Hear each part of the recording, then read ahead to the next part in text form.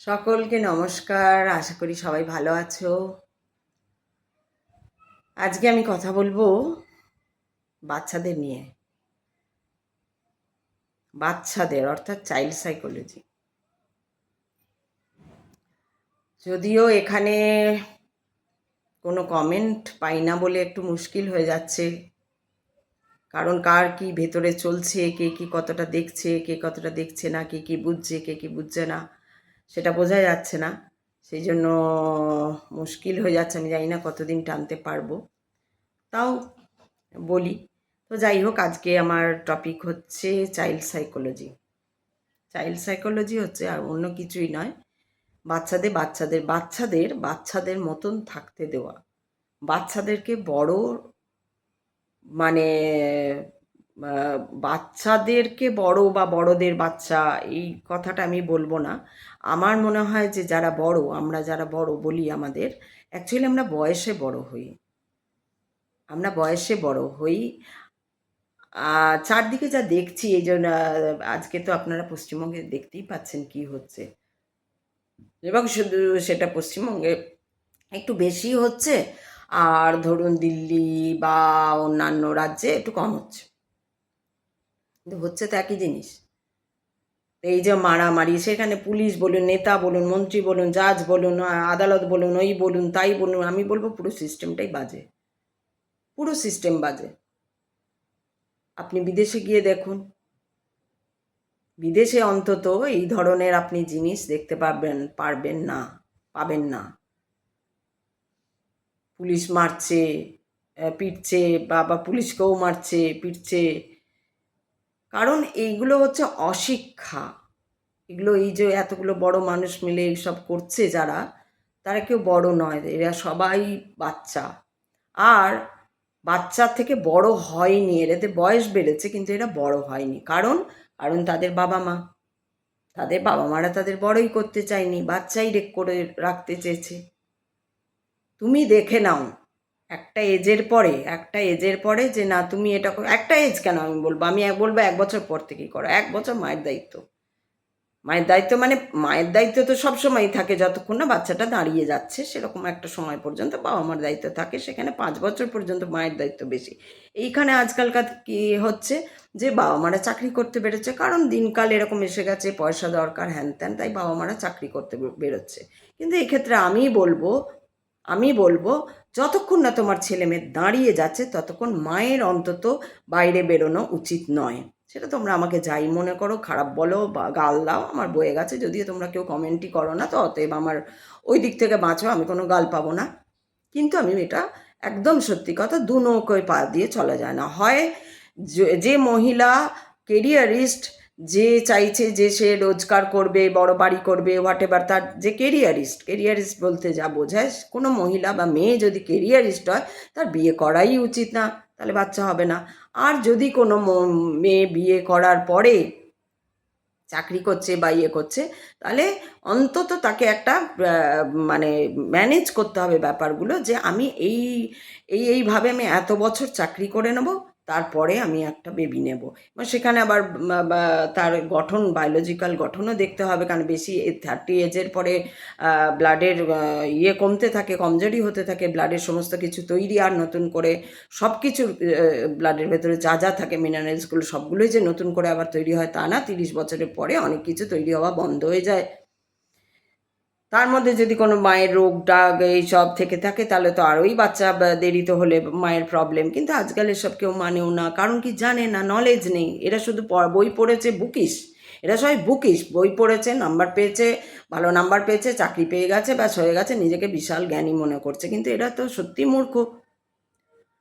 মূর্খ। যে কি বলে, যে মা বাবা এরা যে চাকরি করছে বা ইয়ে করছে, কারণ স্বাভাবিকভাবে আমি যদি একটা প্রজন্মের দায়িত্ব হাতে নিই, তাহলে তো আমি বাইরে গিয়ে আমি ঘরে করব। এখন তো সিস্টেম হয়ে গেছে ঘরে করার, আমি ঘরে করব, আমি পড়াবো, আমি অন্য যা কিছু বিজনেস বলো, এন্টারপ্রেনার বলো, যা কিছু হবো আমি ঘরের থেকে হব।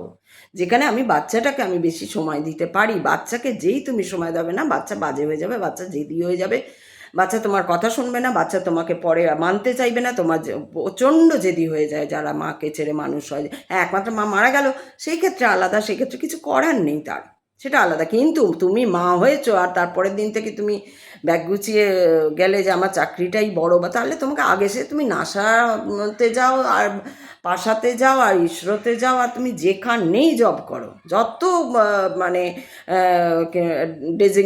হাইলি একটা ডেজিগনেশন তোমার থাকুক না কেন, তাহলে তুমি বাচ্চার জন্ম দিও না, বাচ্চার জন্ম দিও না। তার ভবিষ্যৎ নষ্ট করার কোনো অধিকার তোমার নেই। তোমরা কি করছো, তোমরা এদিকে জবও করব, ভালো স্বামী পেয়ে বিয়েও করব, আবার বাচ্চাও নেব, এবার বাচ্চাটাকে অন্যের হাতে ফেলে রেখে আমার মা তো আছে, মা কি জানে? কারণ প্রত্যেকটা এই যে প্রজন্মগুলো এগোচ্ছে, প্রত্যেকটা প্রজন্ম একবার করে একবারের মতো অ্যাডভান্স হয়ে যাচ্ছে। সেই তোমার মা বা দিদা বা কে পারবে, ওরাও হাগামতা পর্যন্ত পরিষ্কার করতে পারবে, তারপর তাকে সঠিক শিক্ষা জ্ঞান কে দেবে? ওইটুকু থেকেই তো দরকার। একটা বাচ্চা যখন জন্মালো, ঠিক জন্মাবার পরে যে মুহূর্তে বাচ্চাটাকে মায়ের কাছে দেওয়া হচ্ছে দুধ তাকে দেওয়ার জন্য, সেই মুহূর্তে থেকে মায়ের কাজ শুরু। কাজ তো আগের থেকেই শুরু হয়ে যায়। আমি আগেও ভিডিও বলেছি যে যখন 9 মাস হয়ে গেল তখন থেকে, বা 7 মাস 8 মাস হয়ে গেল তখন থেকে মাকে ঠিক হতে হবে, মাকে গীতা পড়তে হবে, মাকে বিবেকানন্দ পড়তে হবে, মাকে ভালো ভালো মনীষীদের জীবনী পড়তে হবে, জ্ঞান মায়ের থাকতে হবে, তবেই সেই জ্ঞান গিয়ে ওর ভেতরে একটা জ্ঞানের আলো রেখা একটা ছড়াবে। তারপরে সে যখন বাইরে বেরিয়ে আসবে তখন সে সত্যি তোমাকে অনেকটা বুঝতার ছেলে হয়ে যাবে। এখন বাবা মারা হয়ে গেছে, এমনভাবে ছেলে মেয়েদের প্রশংসা করছে, এমনভাবে সামনেই তাদের গান গাইছে যে ছেলেমেয়েরা বকে যাচ্ছে, ছেলেমেয়েরা বকে যাচ্ছে। তুমি একটা বাচ্চার সামনেই যদি বলো ও যা সুন্দর, ও যা ভালো, ও যা গান পারে, ও যা নাচ, ও বকে যাবে। যার জন্যে কি হচ্ছে, এত বাচ্চাকে দেখা যায় যে এত ট্যালেন্টেড, কিন্তু তারা ফুটে বেরোচ্ছে না। অর্থাৎ দেশের জন্য দশের জন্য আমরা দেখছি না কোনো বাচ্চাকে। কেন না? ওখানেই হয়ে গেছে, ওর বাবা মা এমন খাতিরদারি করে দিয়েছে, ব্যাস। আহারে বাবারে, ওর তো এই, ওর তো সেই, তো বাচ্চাদের যেটাই হচ্ছে, বাবা মার ভুলের জন্য বাচ্চাগুলো শিখছে না প্রপারলি, একদম শিখে জীবনবোধ কি, মূল্যবোধ কি, সমস্ত মানে কেন আমরা মানুষ হলাম, কেন এত প্রাণীর মধ্যে আমাদেরই ব্রেনটা ডেভেলপ করলো এইভাবে, আমরাই প্রশ্ন করতে পারি আর কোনো প্রাণী প্রশ্ন করতে পারে না। ইভিন হাতি খুব ট্যালেন্টেড, হাতির প্রচুর মেমোরি, কিন্তু হাতি প্রশ্ন করতে পারে না। কিন্তু আমরা যে মানুষ তারা একমাত্র প্রশ্ন করতে পারি। কিন্তু মুশকিল হচ্ছে আমরা বাবা মারা উল্টো পাল্টা প্রশ্ন করি। আমরা মজার নামে, মানে মজা করার নামে সত্যি কথা বলতে ছ্যাবলামো করি, ছাপড়িগিরি করি, আমরা ছাপড়িগিরি বলে না, সেই ছাপড়িগিরি করি আমরা। ওই ছাপড়িগিরি করে ওটাকে ভাবি ভীষণ মজা করছি, হাসি যে কোথায় আসে, হাসিরও যে একটা ট্যালেন্ট, হাসি ইয়ে করাও। সেদিনকে দেখলাম একটি বাচ্চা মেয়ে, সে বেশ ইনফ্লুয়েন্স হয়ে, মানে ইনফ্লুয়েন্সার আর কি, সে কি যেন মেয়েটার নামটা ভুলে গেলাম, যাই হোক মেয়েটা, সে কি বলে ভিডিও টিডিও মানে ব্লগ ফ্লগ করে। তার এখন প্রথমে শুরু করেছিল একটা সামান্য স্টুডেন্টের ইয়ে দিয়ে শুরু করেছিল, মজা হাসি ভালোই লাগতো। তারপর দেখতে দেখতে এখন সে পুরো টলিউডকে, মানে পুরো টলিউডে যা সিনেমা বেরোয়, সিরিয়াল বেরোয়, সেই সবদের সঙ্গে, তাদের সঙ্গে প্রিমিয়ার করা, তাদের প্রমোট করা, এ করা সবই করছে সেই মেয়েটি। ভালো, সেটা আমি খারাপ বলবো না, ভালোই, খুব কম দিনে সে এত পেরে গেছে, সেটাও তার একটা ট্যালেন্টই বলতে হবে। তা পেরেছে, ভালো করেছে। তো রিসেন্ট আমি একটা দেখছি যে একটা ওকে কেউ বলেছে কি, একে তো বাজে দেখতে, তারপরেও এমনি করে, আমি দেখি না, কিন্তু আমি বাধ্য হয়ে দেখলাম যে একে কারা ফলো করে তাদের দেখবো, ওই জন্য আমি এটা দেখলাম বলে কোনো একজন কমেন্টে লিখেছে এটা। সেই যে মেয়েটি, যে কি গুপ্তা যেন মেয়েটার নাম, গুপ্তা, বাঙালি, তো ওই গুপ্ত মেয়েটি ও কী করেছে, ওইটার স্ক্রিনশট তুলে ওটা আবার নিজের প্রোফাইলে দিয়ে ওইটা নিয়ে আবার কথা বলেছে যে দেখো এরকমও আছে ফেসবুক। মানে আমি অবাক হয়ে গেলাম, ও এত বড় একজন ইনফ্লুয়েন্সার হয়ে গেছে যে টলিউডের সমস্ত সিনেমাকে প্রমোট করছে তার চ্যানেলের মাধ্যমে বা হোয়াট এভার, সেইখানে তাকে একজন ক্রিটিসাইজ করেছে। সামহাও মেবি সেটা রং আর রাইট, মানে ইটস ডিফারেন্ট, বাট তাকে কেউ ক্রিটিসাইজ করেছে, সে সেই ক্রিটিসিজমটা নিতে পারছে না, তাহলে সে কি করছে?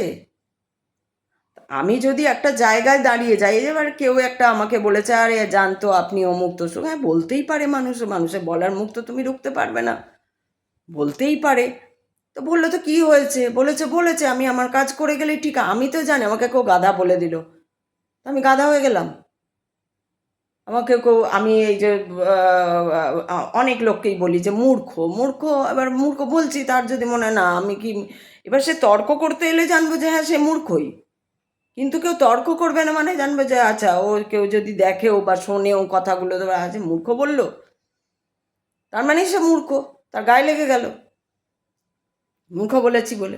হ্যাঁ মূর্খই তো, মূর্খই। যাদের রাজ্যে এরকম ধরনের শিক্ষা সংস্কৃতির অবস্থা থাকতেও যারা টিভিতে রিমোট খুলে বসে দেখে দাঁত খুঁচিয়ে খুঁচিয়ে বলে অমুক খারাপ আর তমুক ভালো আর তমুকের তাই করা উচিত ছিল আর তমুকে, আর সবাই যে কোনো না যে কোনো একটা দলের হয়ে কথা বলে, বায়াসড হয়ে কথা বলে, যেই বায়াস সেই মূর্খ। কেন কোনো একটা প্রপার বুদ্ধিমান লোক, একটা বড় ম্যাচিওর লোক, বড় মিন্স আমি এখানে বড়, আমরা গাছে পাতায় আমি দেখছি সব বড় হয়ে গেছে, বড় কোথায় হয়েছে? বড় তো কেউ হয়নি। বাচ্চা, তুমি বাচ্চাটাকে ইগনোর করছো, তার মানে তো তুমি সব থেকে ছোট। তুমি বাবা মারা ভাবছে বাচ্চাও কিছু বোঝে না, ও বুঝুক না বুঝুক, ওকে যেটা বোঝানোর সেটা তো বলো, ওর প্রশ্নের সঠিক উত্তরটা তো দাও। তো সেটা বুঝতে হবে বাচ্চাদের কি কি করা উচিত, কিভাবে নিয়ে যাওয়া উচিত, এটা বাবা মারা না জেনেই বাচ্চা মানুষ করছে, যার ফলে সেই বাচ্চাগুলো মানুষ তো হচ্ছে না, অমানুষ হয়ে যাচ্ছে, তারা কিছু শিখছে না, জানছে না। ঠিক আছে, আমাদের ভারতবর্ষের সিস্টেম নেই পড়াশোনাতে, তাদেরকে কি বলে কি বলে গীতা পড়ানো বা এই পড়ানো, এগুলো তো সিস্টেম থাকা উচিত, কিন্তু নেই। এখানে নাসা দেখো আমাদের মহাভারতের কোনো একটা সাবজেক্ট, কোনো একটা পার্টিকুলার ডিপার্টমেন্ট নিয়ে তারা গবেষণা করছে, বা বেদের কোনো কিছু নিয়ে তারা গবেষণা করছে, কিন্তু আমাদের ভারতবর্ষ না না ওইসব বেদ ভেদ ফালতু, হ্যাঁ আধ্যাত্মিকতা না না ওইসব ফালতু, ওইসব ফালতু, আধ্যাত্মিকতা ফালতু। কি আগে জিনিসটা তো জানি, খায় না গায়ে মাখে, তারপরে ফালতু বলবো না? আগেই বলে দেবো না ওইসব ফালতু, ওইসব সময় নেই, ওইসব বুড়ো বুড়ো বুড়ো হয়ে গেল তো শেষ হয়ে গেল, তোমার লাইফ শেষ। তোমাকে তো 7 বছর থেকে শুরু করা উচিত ছিল, 7 বছর বয়স থেকে তোমার এগুলো জানা উচিত ছিল। বেদ কি, কোথা থেকে এসছে বেদ, তার মধ্যে সেই 4টে বেদের যে আবার ব্যাপার স্যাপার, বিশেষ করে অথর্ব বেদ, যেটাতে সাংসারিক কথাবার্তা, ঔষধের কথা, মানে যা কিছু লাগে আমাদের জীবন চলতে যা কিছু লাগে তার সমস্ত কিছু বলা আছে, দেওয়া আছে, সেইটা তো বেশি করে পড়ানো উচিত বাচ্চাদের। বাচ্চাদের বেশি করে মহাভারতের কথা কথা বলা উচিত, কারণ মহাভারতের প্রতীক চরিত্রগুলোই তো প্রতীকী হিসাবে আমরা রয়েছি আজও রয়েছি। আজও আমাদের সংসারে এই যে যা ঘটছে, যারা এই যে মারামারি হানাহানি এই যে ঘটছে, এটা কারা ঘটাচ্ছে? না দুঃশাসন দুর্যোধনরা ঘটাচ্ছে। পাণ্ডব তো খুঁজতে হবে, পাণ্ডব তো খুঁজতে হবে, ওই শিক্ষকরাই পাণ্ডব নয়।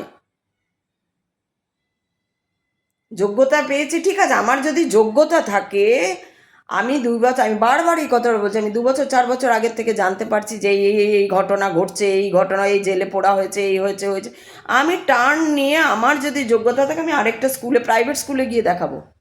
আমি ওখানে বসে সময় নষ্ট করবো না। এখনকার সময় বেরিয়ে যাচ্ছে সময়, তার মানে পয়সা আছে, খাবার কোনো অসুবিধা নেই, ওর ঠিক হয়ে যাচ্ছে, ওগুলো একটা করতে হবে, ওগুলো পার্টির ব্যাপার, বায়াসনেসের ব্যাপার, হোয়াট এভার ওগুলো কোনো মিনিংলেস। কিন্তু সেখানে সিম্প্যাথি ক্রিয়েট করা হচ্ছে, লোকে কি ওই সিম্প্যাথিটা ভালোবাসে।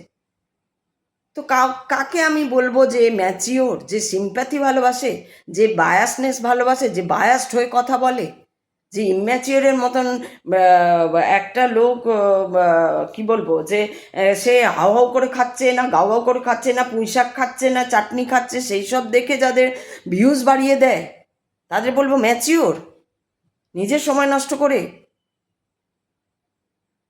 যারা ওইখানে যেই হোক, ডাক্তার, এই ডাক্তার না, আরে বাবা, ওই কি বলে, টিচার ফিচাররা ওরা বসে আছে, ডিএ পাইনি বলে কিছুদিন বসে থাকলো। এদের এগুলো বোঝা যাচ্ছে না, এগুলো কি, এগুলো বোঝা যাচ্ছে না? এগুলো সব আইবাস,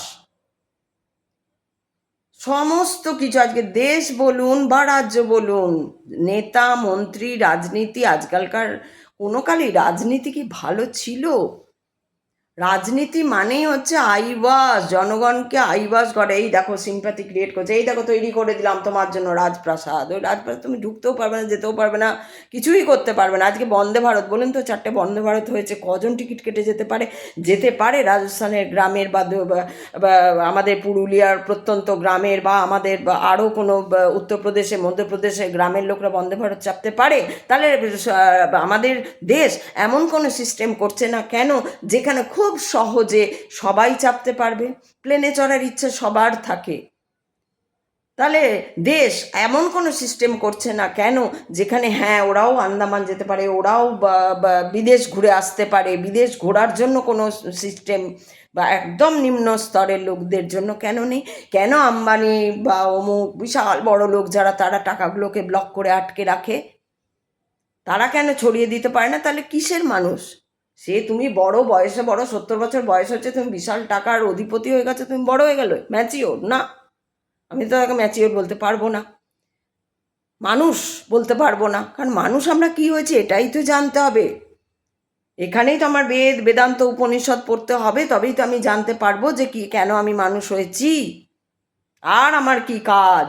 সেটা তো একদম ছোটোর থেকে, মায়ের পেটে যখন বাচ্চা থাকবে তখন থেকে মাকে শিখতে হবে। মা যখন এইসব পড়াশোনা করে বা প্রসব করবে, তারপরে 1 বছর পর থেকে, যখন থেকে সে একটুখানি বোঝার ক্ষমতা রাখে, তখন থেকে তাকে শুধু এই জ্ঞান দিয়ে যেতে হবে। শুধু এইভাবেই তাকে তার জীবনটাকে তৈরি করে নিতে হবে। তাকে আত্মরক্ষাও, ডিফেন্ড কি করে করবে তুমি, সেটাও তো তাকে শেখাতে হবে। যেমন আবার অন্যান্যগুলোও শেখাতে হবে। কজন বাবা মা করে? কজন বাবা মা করে? শুধু উপরের চাকচিক্য, শুধু উপরের চাকচিক্য, সিম্প্যাথি, মানে মানে কি বলবো এবার? এদেরকে মূর্খ বলবো না জ্ঞানী বলবো? জ্ঞানী কই? জ্ঞানী কই? যে বায়াস নয়, যে বায়াস নয় সেই জ্ঞানী। সে ধর্মে হোক, অধর্মে হোক, মানে অধর্মে মানে আমি বলতে চাইছি যে এই পুজো আচ্ছা তাই দিয়ে কত রকম, কত রিচুয়াল, কত বায়াসনেস। কোনো কিছু নিয়েই আমার বায়াসনেস থাকবে না। আমি সবটা শুধু যদি জেনে যাই, আমি যদি বুঝে যাই, তাহলেই আমার বায়াসনেস থাকবেই না কোনো কিছু নিয়ে। আমি কখনো কোনো দলকে সাপোর্ট আলাদা করে, লাল দল, নীল দল, হলুদ দল, 100টা দল থাকুক, আমি একটা দলকেও সাপোর্ট করতে পারবো না। কারণ আমি বায়াসটি হতে পারবো না। আমি একদম নিরপেক্ষ থাকতে হবে আমাকে। আমার কাছে আনন্দও যা, আমার কাছে দুঃখও তাই। কারণ দুঃখ বললে কোনো কথাই হয় না। এই যে একদিন একজন ফেসবুকে লিখলেন যে কি চরম সুখ ও চরম দুঃখ তারাই বুঝতে পারে, হ্যান ত্যান। আমি ওখানে লিখলাম চরম দুঃখ বা সুখ বলে কিছু হয়ই না কথাটা। ওটা তোমার ব্রেন তৈরি করেছে, তোমার ব্রেনের তৈরি ওই কথাটা। চরম সুখ, সুখ, চরম দুঃখ, হেন তেন, এগুলো হয় না। এই কথাগুলো, কথাগুলো মানে মিনিংলেস। তো তুমি আগে বাবা মারা জানবে, তবে তো বাচ্চাদের শেখাবে, তবে তো সেই বাচ্চাটা বড় হয়ে জীবনের মূল্যবোধ বুঝবে, তবে তো সে বুঝবে কেন আমরা মানুষ, আমাদের কর্ম কাকে বলে। এই যে একটা চ্যানেলাইজ করে দিতে হবে বাচ্চাদের এইসব বলে, সেটা বাবা মারাই তো জানে না, তো বাচ্চাদের কি করে করবে? বাবা মারাই বলছে না না এইসব এখন নয়, এইসব ওই 60-70 বছর হবে যখন সব কাজ কখনো ফুরোয় না। আপনি বিদেশে গিয়ে দেখুন, দেশেও আপনি অনেককে দেখতে পারবেন, অনেকে যে বৃদ্ধা বা বৃদ্ধ, তারা তার কাজটা, তার রেসপন্সিবিলিটিটা সে ঠিক পালন করে যাচ্ছে। সে হয়তো কোনো পার্টি করে না, সে হয়তো কোনো দলের মধ্যে নেই, করে যাচ্ছে, সে তার কাজটা করে যাচ্ছে। সেরকম প্রত্যেককে, এটা বাচ্চাদের তোমার কাজটা কি, এটা তাকে তার মতন করে বুঝিয়ে বুঝিয়ে বুঝিয়ে বুঝিয়ে আস্তে আস্তে তৈরি করতে হবে। তবে গিয়ে সে বুঝতে পারবে। এবং তার সঙ্গে প্রথম থেকে তাকে গীতার জ্ঞান এবং বেদের জ্ঞান এবং উপনিষদের জ্ঞান এগুলো আস্তে আস্তে ধীরে ধীরে একটু একটু করে দিতে দিতে যেতে হবে।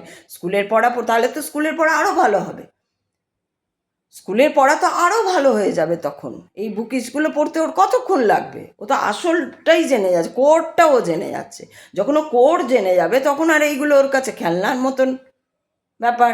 এইটা এখান থেকে কি মুখস্থ করা, সায়েন্স বলুন, এই বলুন, ওই বলুন, যাই বলুন, সাবজেক্ট বলুন।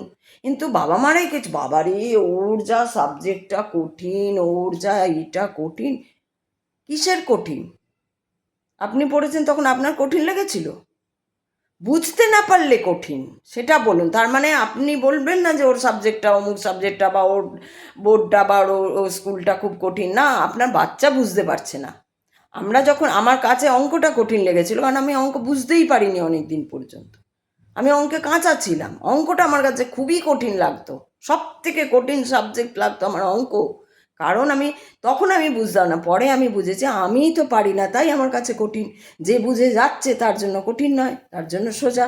তার মানে আপনার বাচ্চাকে আপনি যদি বলছেন ওদের খুব কঠিন ব্যাপার, ওদের তো এই দেয় ওই দেয়, না, আপনি পারছেন না তাই জন্য আপনি বাচ্চাকে পারছেন না বোঝাতে বা করাতে, বা আপনার বাচ্চারও সেই ব্রেনটা গ্রো করছে না বলে আপনারা পারছেন না, তার জন্য স্কুল বা বোর্ড বা অমুক বা তসুক ওসবের ওটা কঠিন নয়। কঠিন আমাদের কাছে কোনটা? যেটা আমরা পারি না সেইটা কঠিন, যেটা আমরা জানি না সেইটা কঠিন।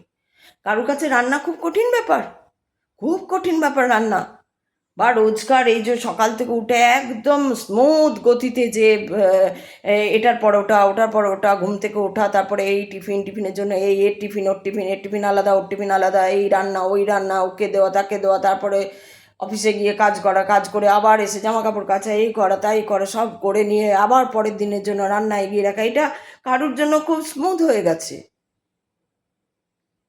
তার মানে কি হ্যাঁ, সে হয়তো নিজের একটু সময় বা অমুক পাচ্ছে না, তাকে সবসময় ওই কাজের মধ্যে থাকতে হচ্ছে, কিন্তু সে তার কাছে স্মুথ হয়ে গেছে ব্যাপারটা। কেন না, সে পারছে তাই স্মুথ হয়ে গেছে। ওটাই আরেকজনের কাছে ওরে বাপরে, তো বিশাল কঠিন কাজ, পারবো না।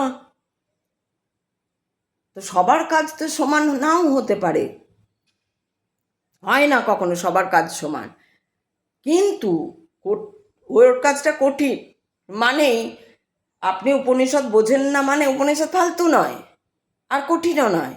আপনি বোঝেন না, সেটা আপনাকে বুঝতে হবে, স্বীকার করতে হবে, না আমি উপনিষদটা ঠিক বুঝতে পারছি না ভাষাটা, আমি গীতাটা ঠিক বুঝতে পারছি না ভাষাটা, সেটা আপনাকে স্বীকার করতে হবে। একটা 2 বছর 3 বছরের বাচ্চাও গীতা যদি বুঝিয়ে দাও বুঝবে, আর উপনিষদ যদি বুঝিয়ে দাও বুঝবে। কিন্তু তুমি যদি বুঝতে না পারো তাহলে তুমি ওকে বোঝাবে কী করো? তো চাইল্ড সাইকোলজি আসে অনেক পরে, আগে তো প্যারেন্টসদের ঠিক হতে হবে। যার জন্য দেখবেন যারা যেখানে অনাথরা থাকে, যেসব জায়গায় একসঙ্গে অনাথরা থাকে, তারা অনেক স্ট্রং হয়েছে সেসব ছেলেরা, কারণ তাদের ওই নেকুপুসু করা হয় না তাদের নিয়ে। ও বাবা গো তুমি পারবে না, পড়ে যাবে, বাবু সোনা লুলু পচু করা হয় না, তাই জন্য সে স্ট্রং। ও জানে যে আমার পিছনে ব্যাকআপ ওরকমভাবে কেউ নেই, উল্টে লাঠির গা খেতে হবে, ঠিক যেমন আর্মিদের তবু বাবা মারা পাঠায় যে যাও তুমি আর্মিতে যাও। উল্টে আর্মির ছেলেমেয়েরা আবার ম্যাক্সিমাম ক্ষেত্রে যে সমস্ত গ্রাম থেকে যায় সেখানে উল্টে টিচারকে বলে যে কোচ যিনি থাকেন তাকে বলে না এটা বলবেন আপনি, মারবেন আপনি, ধরবেন আপনি, এরকমভাবে বলে।